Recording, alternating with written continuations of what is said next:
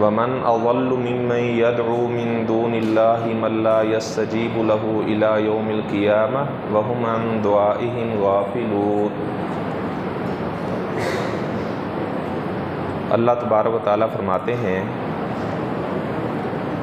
ان لوگوں سے تم سوال کرو جو اللہ کے علاوہ اوروں کو پکارتے ہیں، انہیں کہو کہ تم نے جو چیز پیدا کی ہے وہ ہمیں دکھاؤ۔ اللہ کے علاوہ اگر کسی نے کوئی پھول بنایا ہے، اللہ کے علاوہ اگر کسی نے کوئی پہاڑ بنایا ہے، کوئی چیز اللہ کے علاوہ اگر کسی نے خلق کیا تو اللہ فرماتے ہیں ان سے کہو کہ وہ بھی ہمیں دکھاؤ۔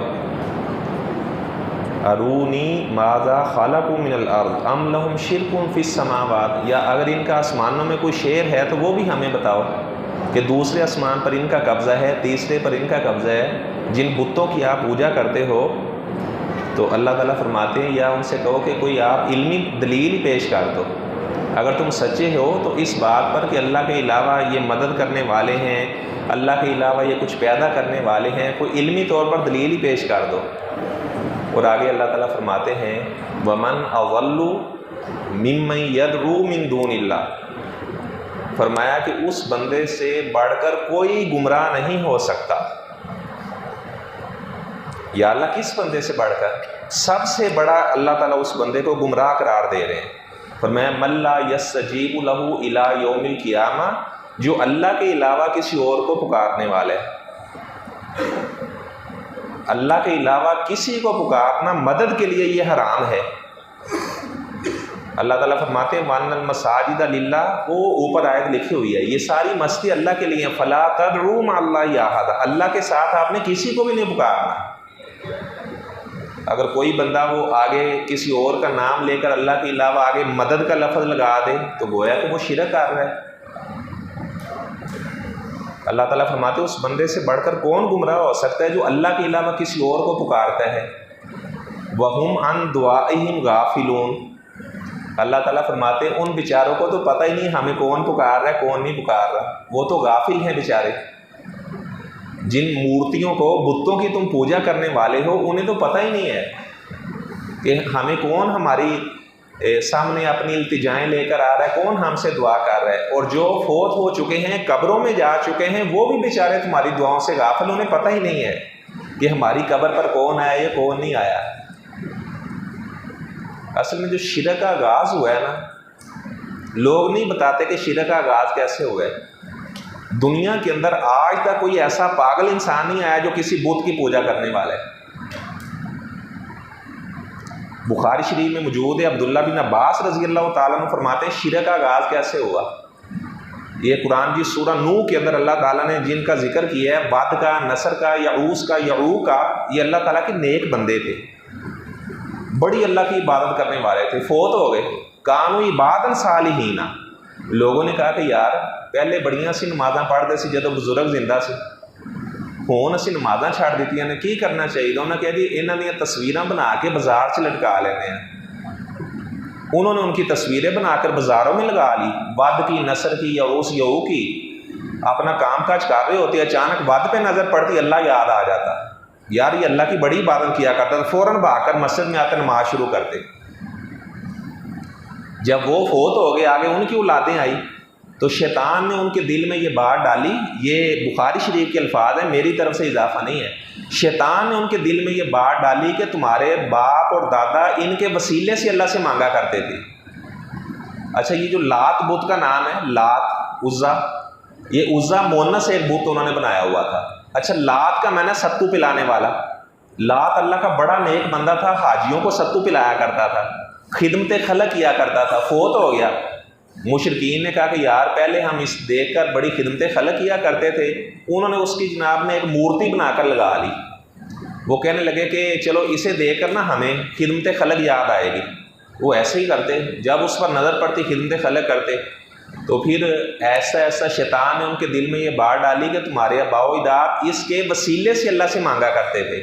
اچھا جتنے لوگ اللہ کے علاوہ اوروں کو پکارتے ہیں ان کا نظریہ یہ ہوتا ہے کہ یہ بزرگ ہیں، ان کی روح یہاں پہ ہے، جب ہم ان سے دعا کرتے ہیں تو اللہ تعالیٰ ہماری سنتا نہیں ہے، پھر ان کے وسیلے سے اللہ تعالیٰ ہماری سنتا ہے۔ یہ شرک اسے کہا جاتا ہے۔ مشرکین مکہ اللہ کو مانتے تھے، وہ حج کیا کرتے تھے، اللہ تعالیٰ فرماتے ہیں ان سے تم پوچھو زمین کس نے بنائی ہے، کہیں گے اللہ نے بنائی ہے، آسمان کس نے بنایا، سورج چاند کس نے بنایا، وہ کہیں گے اللہ نے بنایا ہے۔ فَإِذَا رَاكِبُوا فِي الْفُلْكِ دَعَوُا اللَّهَ مُخْلِصِينَ لَهُ الدِّينَ، جب وہ کشتی میں پھنس جاتے تو کہتے اب اللہ کے علاوہ کوئی نہیں بچانے والا، اب لات منات عزا کی روح نہیں کام آئے گی، اب اللہ تعالیٰ ہی بچانے والا ہے۔ وہ اللہ تعالیٰ کو خالص ہو کر یاد کرتے، اور ہمارے ملانگ جب کشتی میں بیٹھنے لگتے ہیں تو وہ غیر اللہ کا نعرہ لگا رہے ہوتے ہیں، معین الدین چشتی پار لگا دے کشتی، بہاول حق بیڑا تک، وہ اس طرح کے نعرے لگا رہے ہوتے ہیں۔ تو یہ شرک کا آغاز اس طرح ہوا۔ اچھا سورہ زمر ہے، 24 نمبر پارے میں گزر چکی ہے، اس کی پہلی 5 آیات آپ خود پڑھیں۔ اللہ تعالیٰ فرماتے ہیں مشرکین مکہ سے جب کہا جاتا ہے کہ تم ان کی عبادت کرتے ہو بتوں کی، وہ کہتے ہیں ماں نعبدہم، ہمارا دماغ خراب ہے کہ ہم نے خود اپنے ہاتھ سے بنایا، ہم ان کی عبادت کریں۔ ماں نعبدہم، ان کی ہم عبادت نہیں کرتے، الا لیقربونا الی اللہ زلفیٰ، یہ ہمیں اللہ کے قریب کرتے ہیں۔ اللہ تعالیٰ ہماری سنتا نہیں، ہم بڑے گناہ گار ہیں، ہم ان کے آگے التجا کرتے ہیں، پھر یہ ہمیں اللہ سے لے کر دیتا ہے۔ وہ لوگ عجیب و غریب قسم کی مثالیں بیان کرتے ہیں، جی چھت پہ چڑھنا ہو تو سیڑھی کی ضرورت ہے، اگر آپ نے نمبر ملانا ہو تو پہلے کوڈ ملانا پڑتا ہے، اگر جج سے ملنا ہو تو پہلے وکیل سے رابطہ کرنا پڑتا ہے۔ تو سورہ رعد میں اللہ تعالیٰ فرماتے ہیں فلا تضربوا للہ الامثال، نادان لوگوں اللہ کے لیے اس طرح کی مثالیں نہ بیان کیا کرو، یہ تم اپنی جو مثالیں ہیں وہ جناب اللہ کے لیے بیان کرتے ہو۔ اللہ تعالیٰ فرماتے ہیں وَنَحْنُ أَقْرَبُ إِلَيْهِ مِنْ حَبْلِ الْوَرِيدِ، ہم تو علم طاقت کے اعتبار سے شاید اکثر زیادہ قریب ہیں۔ وَإِذَا سَأَلَكَ عِبَادِي عَنِّي فَإِنِّي قَرِيبٌ، اے میرے پیغمبر آپ لوگ جب آپ سے سوال کرتے کہ اللہ کہاں ہیں تو آپ بتا دیں کہ اللہ تعالیٰ تو بہت زیادہ قریب ہے۔ اجیب دعوت الداعی اذا دعان، میرے بندے جب بھی مجھے پکارتے ہیں تو میں ان کی دعا کو سنتا اور ان کی دعا کو قبول بھی کرتا ہوں۔ اللہ کہ اگر اللہ کے اوپر توکل کر کے بھروسہ کر کے دعا کی جائے تو پھر اللہ کی مدد آتی ہے۔ ابن عساکر نے تاریخ دمشق کے اندر ایک واقعہ نقل کیا ہے، یہ 80 جلدوں میں کتاب ہے اور یہ 64 نمبر جلد میں واقعہ جو میں سنانے لگا ہوں۔ اللہ کی مدد کیسے آتی ہے؟ اگر اللہ پر اعتماد ہو، توکل ہو تو پھر آپ دیکھیں اللہ اس طرح مدد کرتا ہے۔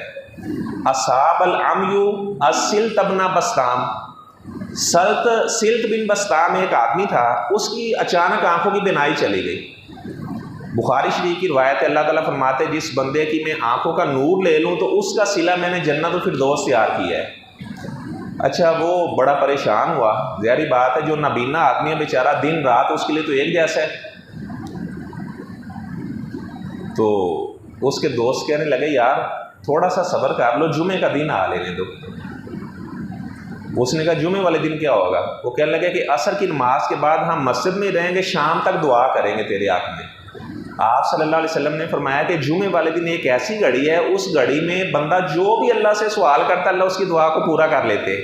اچھا اور محدثین نے لکھا ہے کہ وہ عصر کی نماز سے لے کر مغرب تک ہے، اور ہمارے سلف صالحین جمعے والے دن عصر کی نماز سے لے کر مغرب تک وہ مسجد میں ہی رہتے تھے، اللہ سے دعا کرتے رہتے کہ ہو سکتا ہے کہ یہ گھڑی جناب ہمیں نصیب ہو جائے، جو بھی اللہ سے سوال کرے اللہ ہمیں دے دے۔ اچھا اس کے ساتھی بیٹھے یدعون لہ، وہ اس کے لیے دعا کرنے لگے یا اللہ ہمارے بھائی کی آنکھیں، اس کا نور اسے واپس لوٹا دے۔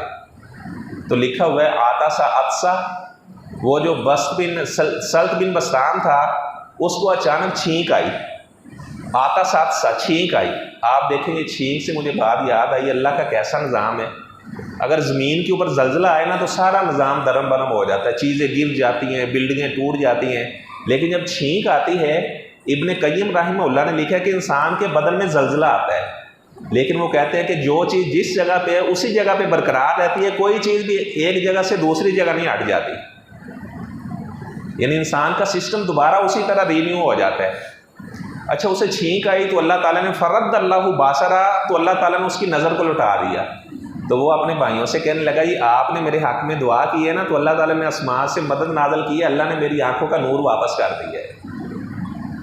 اگر اللہ تعالیٰ پر انسان کو توکل ہو تو پھر اللہ تعالیٰ اس طرح اپنے بندوں کی